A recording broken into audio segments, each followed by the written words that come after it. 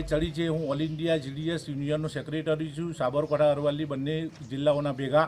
અને આજે અમે અમારી માગણીઓ માટે આ હડતાલ ઉપર ઉતરેલ છે। અમારી માગણીઓ છે કે અમને કાયમી કર્મચારી તરીકેનો હોદ્દો આપે, પેન્શનર બનાવે, મેડિકલની સુવિધા આપે તથા અમને કાયમી કર્મચારી કરીને 8 કલાકની નોકરી આપે।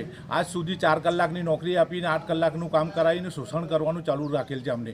અને આજ સુધી અમને કોઈ મેડિકલ સુવિધા કે કોઈ ગ્રેજ્યુએટી કે કોઈ કાયમી કે કોઈ પેન્શનનો આજ સુધી કર્મચારીને કરેલ નથી।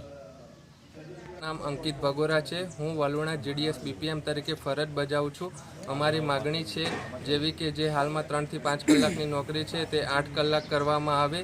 જે ગ્રેજ્યુએટી 5 લાખ છે તે 5 લાખથી વધારીને 10 લાખ કરવામાં આવે। તેમજ અમને 180 દિવસની રજા તેમજ નિવૃત્તિ ઉપર જે ઉપર રોકડ રકમ આપવામાં આવે। આરોગ્ય વીમા પાસ કરી આપવામાં આવે તેવી અમારી માગણી છે।